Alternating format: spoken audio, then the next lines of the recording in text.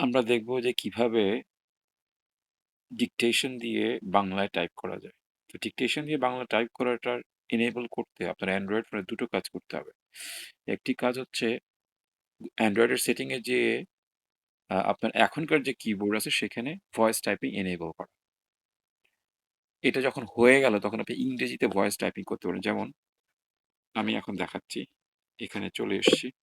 আমার এখানে voice type করার কোনো অপশন কিন্তু নেই। আমি যদি টাইপ করতে চাই হ্যালো আমাকে কিবোর্ডে টাইপ করতে হচ্ছে। এটা enable করার জন্য যেতে হবে অ্যান্ড্রয়েডের সেটিংস এ।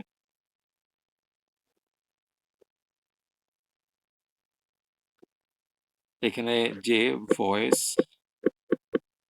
টাইপিং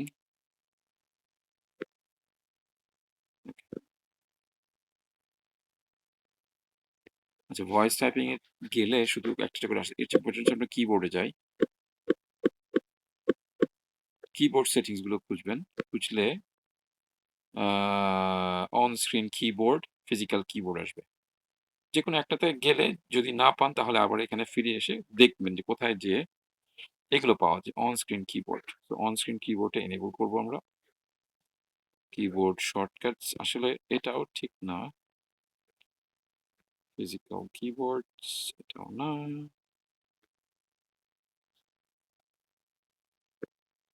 আচ্ছা on screen keyboards, manage keyboards হ্যাঁ এটা, এটা। এখানে এসে আপনার ফোনে যতগুলো কিবোর্ড আছে এখানে দেখাবে। আমার এই ফোনটাতে এখন Gboard, Google voice typing and Google voice typing automatic এটা হচ্ছে যে শব্দগুলো আমি ব্যবহার করতে নিষেধ করতে চাই সেটার জন্য এটা একটা ফিল্টার। যাই হোক তো প্রত্যেকটাতেই যে এখানে ভয়েস টাইপিং আছে এটাকে আপনি এনেবল করতে হবে। ফাস্টার না করলেও হবে। দ্বিতীয়ত আবার অন্য কিবোর্ডে যাবেন যে এখানে ভয়েস টাইপিং এনেবল করবেন। তৃতীয়টাতেও যে ভয়েস টাইপিং এনেবল করবেন। তবে তৃতীয়টা যেটা বললাম এটা একটা ফিল্টার, এটা অফেন্সিভ ওয়ার্ড কে বাদ দেওয়ার জন্য, গালাগালি যেন এড না করে। তো আমরা আপাতত এটুকুই করব এবং এটুকু যদি ঠিকমতো হয়ে থাকে তাহলে আমরা এখানে এলে আমরা এই যে বাটনটা পাবো, এই যে এটা।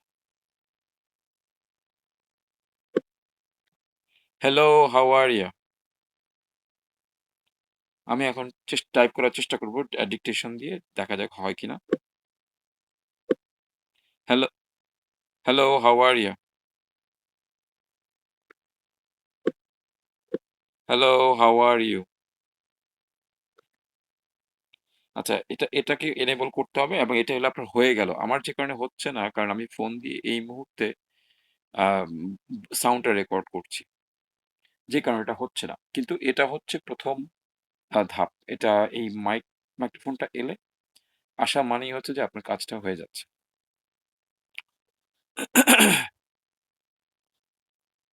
আচ্ছা, এরপরে যেটা করতে হবে install Bangla type keyboard. Bangla keyboard install করার জন্য আমরা যাব হচ্ছে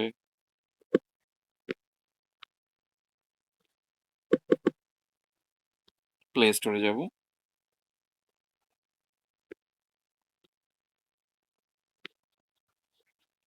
আমি এখানে আমার প্রোফাইলটা ঠিক করে নিই। ভুল জায়গায় যাওয়ার দরকার নাই।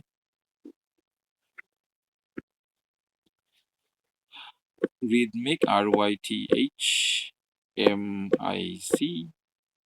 Rhythmic keyboard.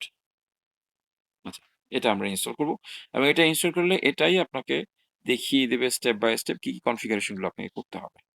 তো আমরা ইনস্টল করে ফেলি।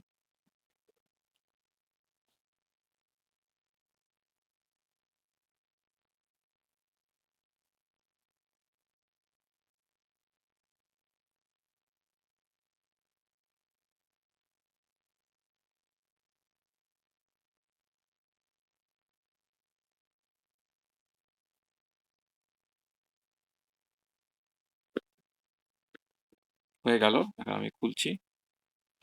তো এই কিবোর্ডটা দিয়ে সাধারণত বাংলায় লিখা যায় এবং যদি আপনার ফোনের ডিকটেশনের জন্য তৈরি থাকে তাহলে তখন সে বাংলায় ডিকটেশনও নেবে। সেটআপটা শুরু করি। রিদমিক কিবোর্ড অন করুন। সেটিংস এ অন করুন। এই যে এখানে যে ব্লু রঙের এখানে ক্লিক করলেও আপনাকে সেই সেটিংস এ নিয়ে যাবে। এখানে আমাকে এই কিবোর্ডটা অন করতে হবে।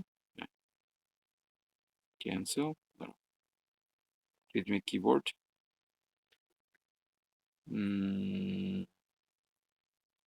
Yes. If you restart your phone, have the screen lock set, the app can't start until you unlock the phone. Okay, that's fine.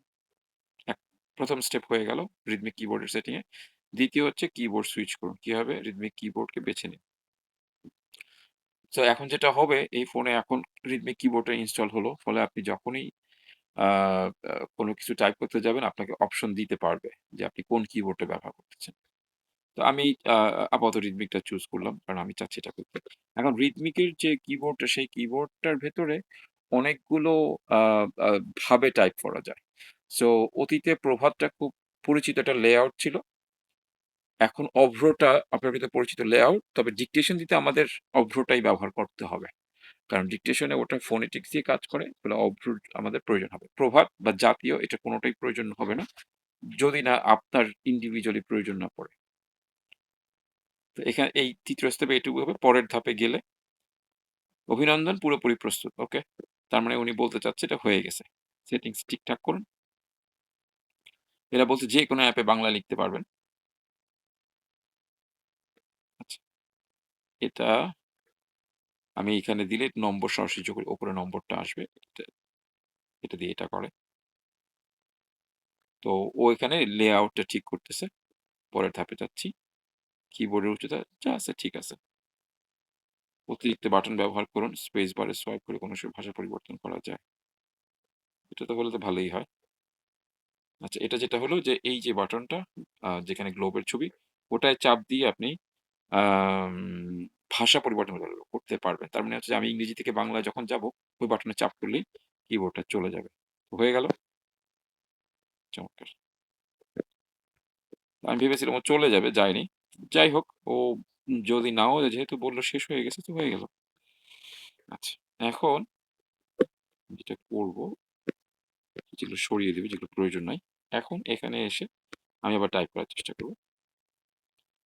এবং দেখেন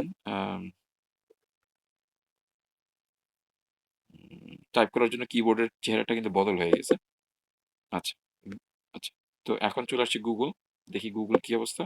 কি অবস্থা? Hi, can you hear me? Hi, hi, can you hear me? আচ্ছা mic কাজ করতেছে না। যদি mic কাজ না করে তাহলে মুশকিলটা হলো এই যে unable to receive audio, try again later. আমার মাইকটা ব্যস্ত আমার এই কথা রেকর্ড করাতে এবং যে কারণে কিবোর্ডকে অ্যাক্সেস দিচ্ছে না মাইকটাতে। এটা হতে পারে। তো এখন আমি Google Gboard এ আছি। চেঞ্জ করতে হলে যে একেবারে তলার ডান দিকে দেখুন কিবোর্ডের একটা ছাপ আছে।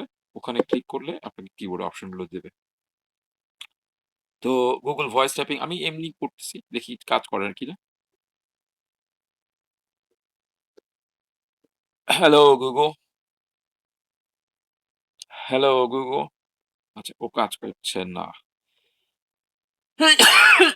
ওই একই কারণে। তার মানে রিদমিক ও সমর্থন দেখাতে পারব না আমি এই মুহূর্তে। কিন্তু রিদমিক যেহেতু ইনস্টল হয়ে গেছে, আমি রেকর্ডিংটা বন্ধ করলে ও কাজ করবে।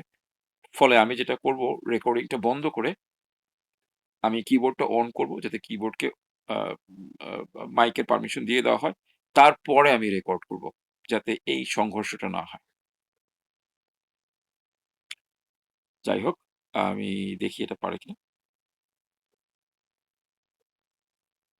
তো এখানে সাধারণত while using this app ১ম অপশনটা দেয়াই বেটার।